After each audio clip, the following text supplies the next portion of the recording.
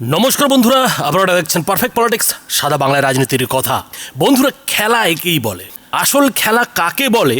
নির্বাচন কমিশন এখন খেলার নেত্রী, খেলা হবের নেত্রী মমতা বন্দ্যোপাধ্যায়কে দেখাচ্ছে।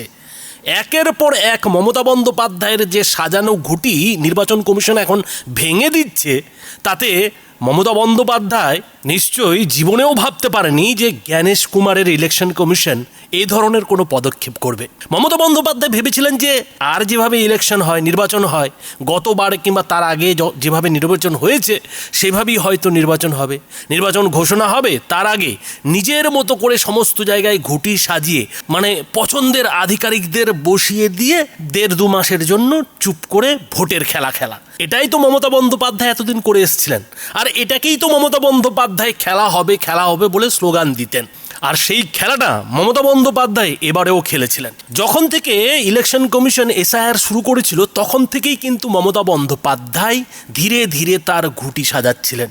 কোথায় কোন আধিকারিককে বসানো হবে, কোথায় কোন পছন্দের আধিকারিককে দায়িত্ব দেওয়া হবে, কোথায় কোন আধিকারিক তৃণমূলের হয়ে কাজ করবেন, মমতা বন্দ্যোপাধ্যায়ের হয়ে কাজ করবেন, সমস্তটাই কিন্তু মমতা বন্দ্যোপাধ্যায় বেশ সময় নিয়ে, মানে এসআইআর শুরুর সময় থেকে ধীরে সুস্থে গুছিয়ে নিয়েছিলেন। এবং যখন ভোট ঘোষণা হলো ঠিক তার আগেও মমতা বন্দ্যোপাধ্যায় গত 48 ঘন্টায় তার সেই যে ঘুঁটি সাজানো, সেই ঘুঁটি সাজানোতে ফিনিশিং টাচ দিয়েছিলেন। আর তারপরেই ভেবেছিলেন যে এসআইআর এর খেলাটা তো আর ঠিকঠাক হলো না, কিন্তু যেভাবে তিনি এই প্রশাসনিক কর্তাদের ঘুঁটিটা সাজিয়েছেন সেটা হয়তো তাকে এই 26-এর ভোটে উতরে দেবে, 26-এর ভোটে তাকে বাঁচিয়ে দেবে।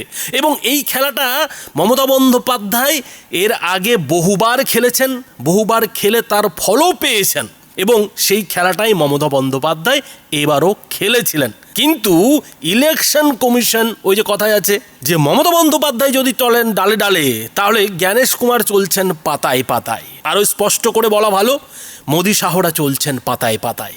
মমতা বন্দ্যোপাধ্যায় কোথায় কোন খেলা খেলছেন এটা মোদি শাহরা অনেক আগে থেকেই নজরে রেখেছিলেন, পুরোপুরিভাবে কিন্তু আতশ কাচের তলাতে রেখেছিলেন যে মমতা বন্দ্যোপাধ্যায় কিভাবে ঘুঁটি সাজিয়ে এই গত 15 বছর ধরে একের পর এক ভোট জিতেছেন। কি করে মমতা বন্দ্যোপাধ্যায় অপ্রতিরোধ্য হয়ে উঠেছেন সেটা এই মোদি শাহদের কাছে একটা প্রশ্নের বিষয় হয়ে দাঁড়িয়েছিল, একটা কৌতূহলের বিষয় হয়ে দাঁড়িয়েছিল যে কেজরিওয়ালের মতো নেতা, কংগ্রেসের মতো দল, সবাইকে হারিয়ে দেওয়া গেল, কিন্তু মমতা বন্দ্যোপাধ্যায় কোন ক্ষেতের মূলি যে তাকে উপড়ে ফেলা যাচ্ছে না। আর এই প্রশ্নটাই কোথাও যেন মোদি শাহদের বারবার চিন্তায় ফেলছিল যে মমতা বন্দ্যোপাধ্যায়ের আসলে খেলাটা কি। তো সেই খেলাটা ধরতেই বলতে গেলে এই 26-এর বিধানসভা ভোটের আগে, প্রায় 2-2.5 বছর আগে থেকেই কিন্তু মমতা বন্দ্যোপাধ্যায়ের যে রাজনৈতিক চালের ঘুঁটি, যেটাকে কিনা মমতা বন্দ্যোপাধ্যায় খেলা হবে বলেন, সেই খেলার কিন্তু পুরোপুরিভাবে কাটা ছেঁড়া চলছিল, পুরোপুরিভাবে কিন্তু নজরদারি চলছিল যে মমতা বন্দ্যোপাধ্যায় এই খেলাটা কি করে করেন। আর সেই খেলাটা বুঝতে ওই মোদি শাহদের মতো রাজনৈতিক নেতাদের নিশ্চয়ই বেশি দিন লাগেনি। আর তারপরেই কিন্তু তারাও পাল্টা ঘুঁটি সাজাতে শুরু করেন, আর সেই ঘুঁটি এখন মমতা বন্দ্যোপাধ্যায়ের ঘুঁটে পোড়ার মতো অবস্থা করে দিচ্ছে। মমতা বন্দ্যোপাধ্যায় যে তার সাজানো বাগান নিয়ে 26-এর বিধানসভা ভোটে ঝাঁপাতে চেয়েছিলেন, সেই সাজানো বাগানটাই ইলেকশন কমিশন গতকাল রাত থেকে তছনছ করে দিচ্ছে। কি তছনছ করা হয়েছে?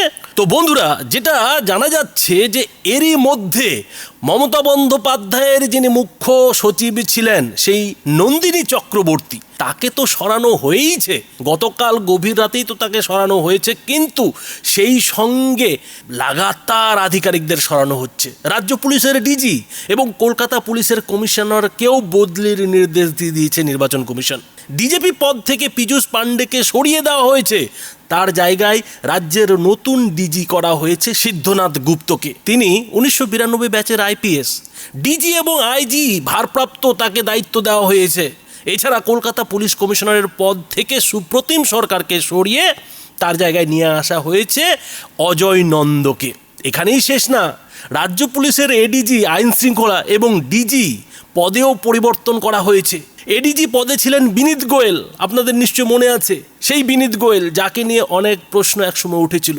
তো তাকে সরিয়ে নতুন এডিজি আইজি আইন শৃঙ্খলা করা হয়েছে অজয় মুকুন্দ রানাডেকে। তিনি 1995 ব্যাচের আইপিএস। আর ডিজি পদে নিয়োগ করা হয়েছে নটরাজন রমেশ বাবুকে। ইনি আবার 1991 ব্যাচের আইপিএস। রবিবার রাতে আপনারা জানতেন যে রাজ্যের মুখ্য সচিব পদ থেকে নন্দিনী চক্রবর্তীকে সরিয়ে দিয়ে কাকে আনা হয়েছিল দুষ্মন্ত নারিয়ালাকে। আর স্বরাষ্ট্র সচিব জগদীশ প্রসাদ মিনাকেও সরিয়ে দিয়ে আনা হয়েছিল সংঘমিত্রা ঘোষকে। আর তারপরে কিন্তু লাগাতার সরকারি আধিকারিকদের অদল বদল চলছে, ফের বদল চলছে। এবং এখানেই শেষ নয়, ইলেকশন কমিশন গত মার্চ মাস পর্যন্ত কোন কোন আধিকারিককে এ রাজ্যে মমতা বন্দ্যোপাধ্যায় রদবদল করেছেন তার তালিকা চেয়ে পাঠিয়েছেন। এখানেও শেষ নয়, ইলেকশন কমিশন বলে দিয়েছে যে যেসব আধিকারিককে এই যে ইলেকশন কমিশন সরাচ্ছে এদেরকে এই আগামী 1.5-2 মাস ভোটের কোনো দায়িত্বে দেওয়া যাবে না। এদেরকে ভোটের পুরো প্রক্রিয়া থেকে দূরে রাখতে হবে। তার মানে কি? তার মানে মমতা বন্দ্যোপাধ্যায় যেসব প্রিয় পাত্রদের তার ভোটের আখের গোছাতে, মানে যেটা কিনা বিরোধীদের কথায় বিভিন্ন জায়গায় দায়িত্ব দিয়েছিলেন, বিভিন্ন জায়গায় বসিয়েছিলেন, সেটাই এসে ইলেকশন কমিশন পুরো বানচাল করে দিয়েছে। ইলেকশন কমিশন কিন্তু পুরো ঘেটে দিয়েছে এবং সেই সঙ্গে এটাও নির্দেশিকা দিয়ে দিয়েছে যে যেসব আধিকারিকদের এই মার্চ মাস পর্যন্ত মমতা বন্দ্যোপাধ্যায় ওই নবান্নের 14 তলায় বসে টুকুস টুকুস করে ঘুঁটি সাজিয়েছিলেন, সেই সব আধিকারিকদের ভোটের কোনো কাজের দায়িত্বে দেওয়া যাবে না। দরকার পড়লে তাদের বসিয়ে রাখতে হবে, বসে বসে তারা মাইনে পাবে, কিন্তু তাদেরকে কোনো ভোটের কাজে লাগানো যাবে না। আর এ নিয়ে স্বাভাবিকভাবেই তৃণমূল একেবারে খার খেয়ে আছে। এদিন রাজ্যসভায় ডেরেক ওব্রায়েনের নেতৃত্বে তৃণমূলের যেসব সাংসদ তারা ওয়াকআউট করেছেন, তো করুন ওয়াকআউট, কি হয়েছে তাতে? ডেরেক ওব্রায়েনরা যেটা বলছেন যে এভাবে হঠাৎ করে নন্দিনী চক্রবর্তীকে গভীর রাতে সরিয়ে দেওয়া হলো, ব্যাপারটা কি? আরে ভাই, কেন মমতা বন্দ্যোপাধ্যায় ভোটের আগে তার আধিকারিকদের সরাচ্ছিলেন সেটার উত্তরটা দিন। সেই উত্তরটার যদি আপনারা দিতে পারেন তাহলেই তো এর উত্তর পাওয়া যাবে। মমতা বন্দ্যোপাধ্যায় 26-এর বিধানসভা ভোটের আগে নিজের মতো করে এ রাজ্যে ঘুঁটি সাজিয়েছেন।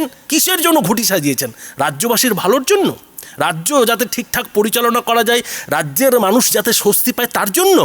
মোটেও না। মমতা বন্দ্যোপাধ্যায় তার মতো করে ঘুঁটি সাজিয়েছেন যাতে তৃণমূলের জয় সুনিশ্চিত হয়, তৃণমূলের ভোট ব্যাংকে যাতে ভোটটা ঠিকঠাক পড়ে, আর বিরোধীরা যাতে অসুবিধায় পড়ে, বিজেপি যাতে অসুবিধায় পড়ে। এই জন্যই না মমতা বন্দ্যোপাধ্যায় নবান্নের 14 তলায় বসে ওই রাজ্যের কাজ ফাজ ছেড়ে দিয়ে ওই ভাতার এই আধিকারিকদের ঘুঁটি সাজিয়েছিলেন। তো ইলেকশন কমিশন তার পাল্টা দিচ্ছে, প্রত্যেকটা কাজের তো পাল্টা কাজ আছে, তো ইলেকশন কমিশন সেই কাজটাই করছে। মমতা বন্দ্যোপাধ্যায় যদি 14 তলায় বসে এই খেলাগুলো না খেলতেন তাহলে আজকে ইলেকশন কমিশন এই খেলাগুলো খেলতো না, মোদি শাহদের এই খেলা খেলার প্রয়োজন পড়তো না। কিন্তু মমতা বন্দ্যোপাধ্যায় সংবিধানের সুযোগ নিয়েছেন, চেয়ারের ক্ষমতার সুযোগ নিয়েছেন, মুখ্যমন্ত্রীর যে পাওয়ার সেই পাওয়ারের তো অপব্যবহার করেছেন।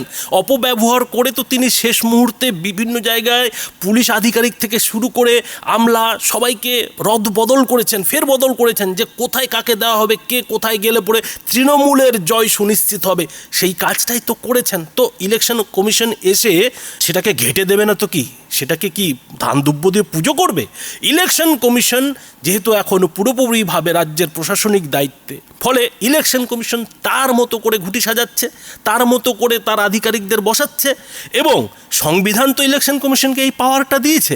এবং মজার যেটা কথা হলো যে মমতা বন্দ্যোপাধ্যায়ের চোখের সামনে এখন এসব হচ্ছে, কিন্তু মমতা বন্দ্যোপাধ্যায়ের ট্যাফু করার কোনো সুযোগ নাই।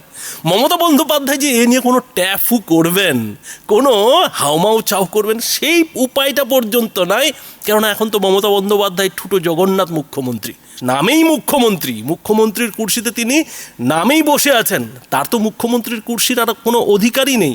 সবই তো ঠিক হবে সেই ভোটের রেজাল্টের পরে, মে মাসের 4 তারিখে। আর তখন পর্যন্ত মমতা বন্দ্যোপাধ্যায়কে এইভাবে ঠুটো জগন্নাথ হয়ে জ্ঞানেশ কুমার বলুন কিংবা ইলেকশন কমিশন কিংবা মোদি শাহদের যে খেলা, সেই খেলাটা দেখতে হচ্ছে। কিন্তু মুশকিল হচ্ছে যে খেলা দেখলে কোনো আপত্তি নেই, খেলা দেখতে ভালোই লাগে যেমনটা আমরা দেখছি, কিন্তু সেই খেলাটা যদি যদি মানে নিজে খেলতে হয় আর সেই খেলতে গিয়ে যদি চোখের সামনে গুনে গুনে গোল খেতে হয় তাহলে কার ভালো লাগে বলুন তো। ফলে মমতা বন্দ্যোপাধ্যায় এখন না পারছেন গিলতে, না পারছেন ফেলতে। এখন মমতা বন্দ্যোপাধ্যায়ের কাছে, তৃণমূলের কাছে একটাই রাস্তা, সেই মানুষের কাছে গিয়ে কাঁদুনি কাদা, মানুষের কাছে গিয়ে মরাকান্না কাদা, মানুষকে গিয়ে বোঝানো যে দেখুন ইলেকশন কমিশন কি করছে। কিন্তু সেই কথা বলেও কি খুব একটা লাভ হবে? কেননা মমতা বন্দ্যোপাধ্যায় যে খেলাগুলো খেলেছেন সেটাও তো মানুষ জানে। মানুষ তো আর বোকা না, সোশ্যাল মিডিয়ায় মানুষ যা জানার ঠিকই জানে।